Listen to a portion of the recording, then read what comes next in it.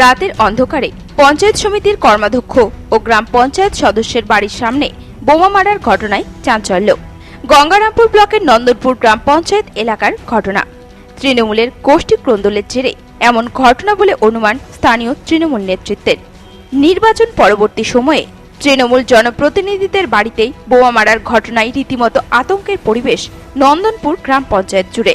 জানা গেছে, সোমবার রাত্রি আনুমানিক 1টা নাগাদ গঙ্গারামপুর পঞ্চায়েত সমিতির মৎস্য কর্মাধ্যক্ষ এনামুল রহমানের বাড়ির দরজায় বোমা মারে দুষ্কৃতীরা, যার জেরে ব্যাপক চাঞ্চল্যের সৃষ্টি হয় এলাকায়। এই ঘটনার 10 মিনিট পর গ্রাম পঞ্চায়েতের সদস্য সাজিদুর রহমান চৌধুরীর বাড়ির সামনেও বোমা মেরে চম্পট দেয় দুষ্কৃতীরা। রাতের অন্ধকারে একই এলাকায় বোমা মারার ঘটনায় রীতিমতো চাঞ্চল্যের সৃষ্টি হয় এলাকায়। খবর পেয়ে রাতেই ঘটনাস্থলে ছুটে আসে গঙ্গারামপুর থানার পুলিশ। এ বিষয়ে গঙ্গারামপুর পঞ্চায়েত সমিতির মৎস্য কর্মাধ্যক্ষ এনামুল রহমান বলেন, তো আমি ধরো কালকে সকালবেলা বাইরে গেছি বাড়ি থেকে, আমার ট্রেনিং চলছে মালদাতে, কর্মদক্ষদের ট্রেনিং হচ্ছে। আমি 7:30 বাইরে গেছি, রাত্রি 8:30টার দিকে বাড়ি পৌঁছেছি। খাওয়া দাওয়া করে ধর মোটামুটি 10:30টার দিকে আমি ঘুমিয়ে গেছি। ঘুমিয়ে যাওয়ার পর 1টা নাগাদ আমাকে ডাক দিচ্ছে যে বোম মারছে আমাদের বাড়িতে। তা বাইরে এসে দেখছি যে আমার বোম মারে। পুলিশকে ফোন করলাম, সঙ্গে সঙ্গে পুলিশ আসলো, আসে দেখলো, পুলিশ ইনকোয়ারি ছবি তুলে নিয়ে গেল পুলিশ। আপনি তো তৃণমূল দল করেন, পাশাপাশি একটা দায়িত্বও রয়েছেন। হ্যাঁ, তো এই জায়গাটায় দাঁড়িয়ে এরকম একটা বমের ঘটনা নির্বাচন পরবর্তী সময়ে কি মনে করছেন?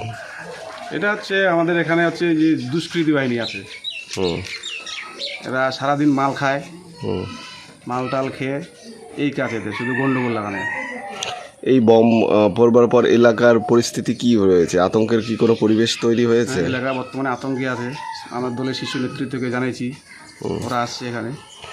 আর নিরাপত্তার বিষয়ের জন্য প্রশাসনকে জানাবেন? হ্যাঁ, মৌখিকভাবে আমি এসডিওকে জানাইছিলাম রাত্রেবেলায়, আইসিকে জানাইছি আমাদের উপর নেতৃত্ব। আমি আমাদের লোকাল ইনচার্জকে রাত্রিবেলায় ফোন করছি 1টার সময়। যে সমস্ত দুষ্কৃতীর কথা আপনারা বলছেন, তারা কি তৃণমূলের? ওরা কোনো পার্টি করে না, ওরা হচ্ছে যে কোনো পার্টির ছত্রছায়া আছে। এ বিষয়ে নন্দনপুর গ্রাম পঞ্চায়েতের পঞ্চায়েত সদস্য সাজিদুর রহমান বলেন, ঘটনা কিছু না, মোটামুটি আমি 12টা-1টার দিকে আমি খবরে দেখছিলাম। খবর দেখতে সব একটা বিকট শব্দ আরম্ভ হয়ে গেল। তারপরে শব্দ শুনে তো গ্রামবাসী সব মোটামুটি সবাই জাগিত হয়ে গেল। তো সবাই তো আতঙ্ক, কে করলো না করলে, এখন কোন দিক দিয়ে আসে, এই দিক দিয়ে মানে দৌড়েই চলে গেছে আর কি, মারে দিয়ে। কারা এরকম করতে পারে বলে আপনার অনুমান? এখন কার কথা বলবো? রাতের অন্ধকারের বেলা এখন তো আমরা দেখতেও পাইনি, কার কথা বলা যাবে? দলীয় কোনো বিষয় রয়েছে? এটা নিশ্চয়ই দলীয় ব্যাপারে। দলীয় ব্যাপার ছাড়া এগুলো তো আর এমনিতে ব্যক্তিগত ব্যাপার হবে না, এটা দলীয় ব্যাপারেই হয়েছে। তৃণমূলের কেউ বলে মনে হচ্ছে অনুমান? তৃণমূলের এখন বলা যাবে না, এখন আমাদের বিরোধী করছে। তৃণমূলের লোক হোক আর যে হোক, আমার বিরোধী লোক এগুলা। কতটা আতঙ্কে রয়েছেন এই মুহূর্তে? আতঙ্ক, প্রচণ্ড আতঙ্ক। বিষয়টা কি জানিয়েছেন দলীয় নেতৃত্ব? হ্যাঁ, জানা হয়েছে।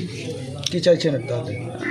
তদন্ত হোক, এগুলা দেখা হোক, এরপরে আর কারোর যেন না হয় এইভাবে। আজকে আমার হয়েছে, কালকে একটা আরও কারো হতেও পারে, সেগুলো জিনিস যেন বন্ধ হয়। সকাল হতেই ঘটনাস্থলে আসেন জেলা পরিষদের সদস্য মৃণাল সরকার, পঞ্চায়েত প্রধান নুরুল ইসলাম সহ অন্যান্যরা।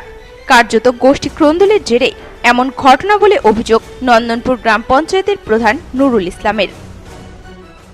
আমি প্রধান হিসেবে যেটা বলতে চাই যে এই যে যারা দুষ্কৃতী এইভাবে করে বেড়াচ্ছে, এরা তো বাইরের লোক না, এলাকারই লোক।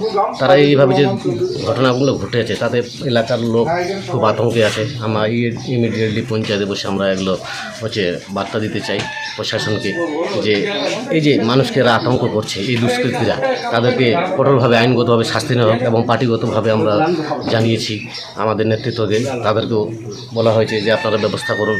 এরা তো বাইরে কেউ নয়, আমাদের তৃণমূলেরই লোক। এরা কেন এরকম করছে? কি অন্যায় করেছে এরা? যিনি হচ্ছে গ্রাম পঞ্চায়েত মেম্বার আমার নিজের শ্বশুর হয়, তাহলে আমি যদি আমার শ্বশুরবাড়িতেও আসি, তাহলে আমারও তো একটা জীবন প্রাণ সংশয়। যিনি পঞ্চায়েত সমিতির উনিও আমার শ্বশুর হয়, উনিও কাকা শ্বশুর হয় আমার। তাহলে এদের বাড়িতে আসা তো আমারও আতঙ্কের ব্যাপার।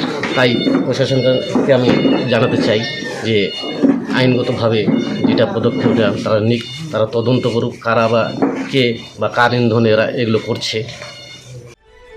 এই ঘটনায় দোষীদের কঠোরতম শাস্তি হবে বলে দাবি করেছেন জেলা তৃণমূল সহসভাপতি মৃণাল সরকার। তিনি রাত্রে 1টার সময় ফোন করলো যে তার বাড়িতে পরপর 2টো বোম চার্জ করা হয়েছে গেটে, এবং সেই অনুসারে আমরা আইসিকে জানিয়েছি এবং সকালে এসেও দেখলাম যে সেখানে সত্যি একদম বিভৎস ঘটনা। দরজায় গেটে যেখানে বাড়িতে বয়স্ক লোক আছে, বাচ্চা আছে, রাত্রিবেলা 1টার দিকে এসে বোম চার্জ করে চলে গেছে।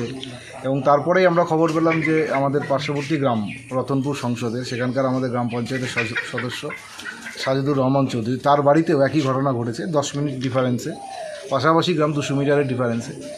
তো এরকম একটা আতঙ্কর পরিবেশ তৈরি করা হচ্ছে এলাকা জুড়ে। আমরা পুলিশ প্রশাসনকে জানিয়েছি, অলরেডি আইসি বিষয়টা দেখছেন এবং আমরা এসপির ওখানেও মৌখিকভাবে জানিয়েছি বিষয়টা নিয়ে, যে হঠাৎ করে আবার কারা এই ধরনের কাজ করছে। এলাকা শান্ত এলাকা, নির্বাচন চলে গেছে শান্তিপূর্ণভাবে, কোথাও কোনো ইনসিডেন্ট হয়নি, কোনো ঘটনা ঘটেনি।